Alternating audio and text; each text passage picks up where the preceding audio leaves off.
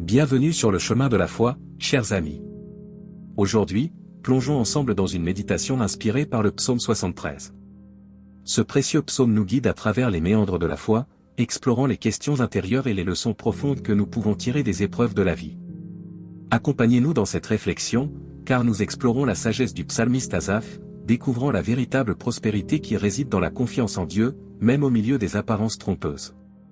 Restez avec nous sur le chemin de la foi, où la lumière divine éclaire nos cœurs et guide notre marche.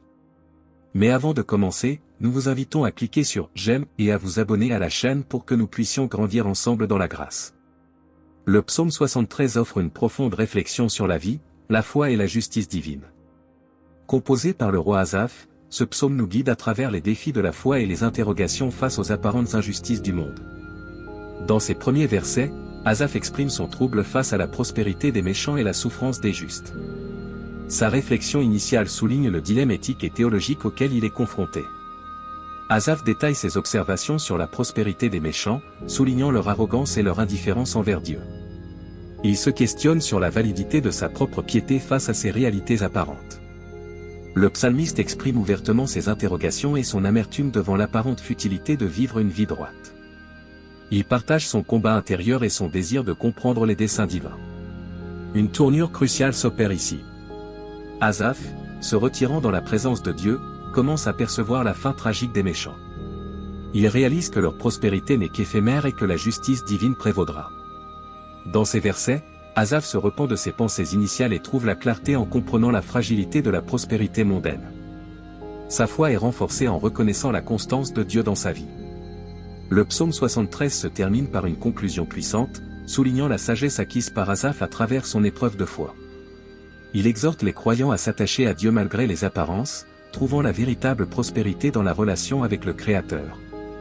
Cette méditation sur le psaume 73 nous rappelle la nécessité de la persévérance dans la foi, la confiance en la justice divine et la clarté qui émerge lorsque nous cherchons la présence de Dieu dans nos moments de confusion. Que cette réflexion inspire et édifie votre propre cheminement spirituel. Maintenant, nous allons prier. Seigneur, notre rocher et notre rédempteur, nous nous tournons vers toi dans la prière, inspirés par les mots du psaume 73.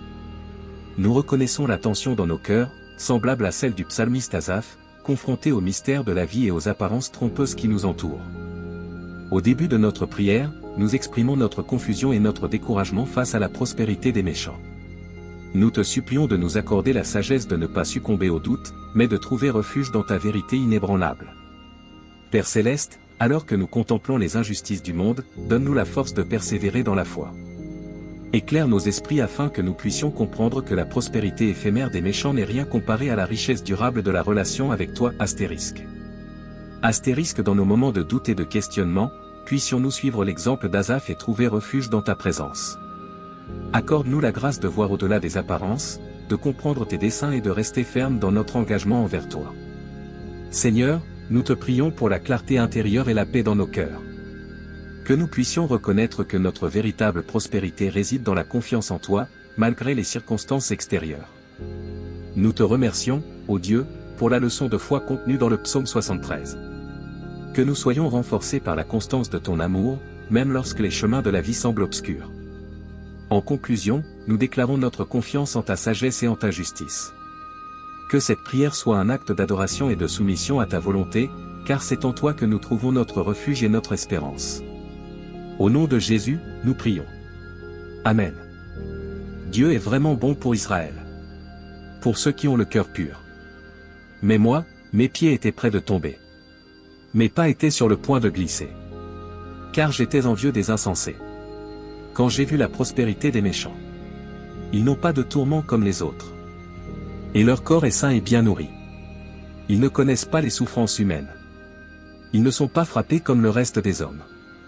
C'est pourquoi l'orgueil les ceint comme un collier. La violence les enveloppe comme un vêtement. Leurs yeux ressortent de graisse. Les pensées de leur cœur débordent. Ils raillent et parlent méchamment. Ils parlent avec arrogance de l'oppression. Ils ouvrent leur bouche pour insulter. Ils ont une langue arrogante. Ils se moquent du ciel, et leur langue parcourt la terre. C'est pourquoi son peuple se tourne vers eux, et les eaux abondent pour eux.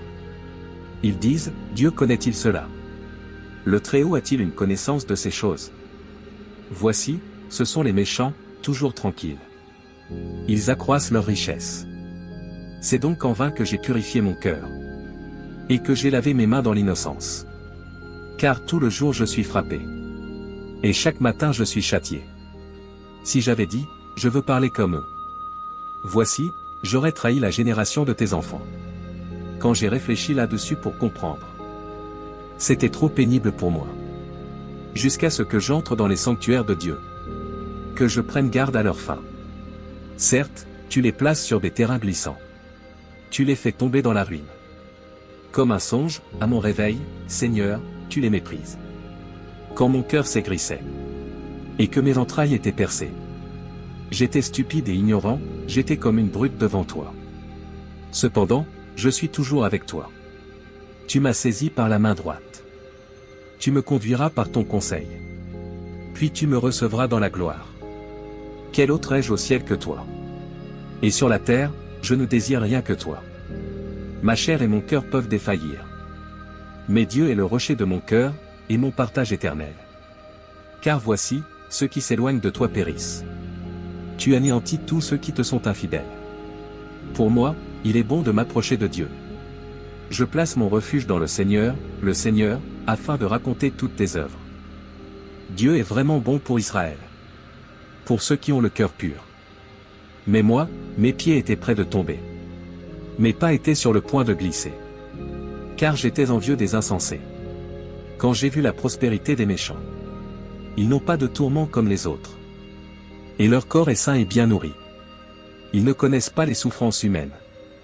Ils ne sont pas frappés comme le reste des hommes. C'est pourquoi l'orgueil les ceint comme un collier.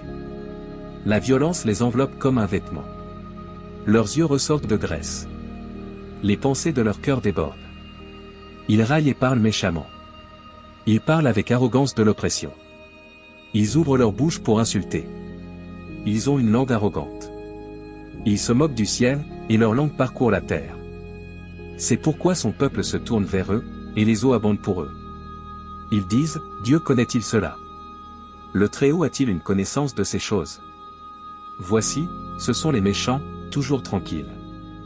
Ils accroissent leur richesse. C'est donc en vain que j'ai purifié mon cœur. Et que j'ai lavé mes mains dans l'innocence. Car tout le jour je suis frappé. Et chaque matin je suis châtié. Si j'avais dit, je veux parler comme eux. Voici, j'aurais trahi la génération de tes enfants. Quand j'ai réfléchi là-dessus pour comprendre. C'était trop pénible pour moi. Jusqu'à ce que j'entre dans les sanctuaires de Dieu. Que je prenne garde à leur fin. Certes, tu les places sur des terrains glissants. Tu les fais tomber dans la ruine. Comme un songe, à mon réveil, Seigneur, tu les méprises. Quand mon cœur s'aigrissait. Et que mes entrailles étaient percées. J'étais stupide et ignorant, j'étais comme une brute devant toi. Cependant, je suis toujours avec toi. Tu m'as saisi par la main droite. Tu me conduiras par ton conseil. Puis tu me recevras dans la gloire. Quel autre ai-je au ciel que toi? Et sur la terre, je ne désire rien que toi. Ma chair et mon cœur peuvent défaillir. Mais Dieu est le rocher de mon cœur, et mon partage éternel. Car voici, ceux qui s'éloignent de toi périssent. Tu anéantis tous ceux qui te sont infidèles. Pour moi, il est bon de m'approcher de Dieu. Je place mon refuge dans le Seigneur, afin de raconter toutes tes œuvres. Que la paix de notre Sauveur Jésus-Christ soit avec tous ceux qui ont regardé cette vidéo. N'hésitez pas à laisser votre demande de prière dans les commentaires, ce sera un plaisir d'intercéder ensemble devant Dieu. Si cela vous a plu, mettez un j'aime, abonnez-vous à la chaîne et partagez avec ceux que vous aimez. À bientôt.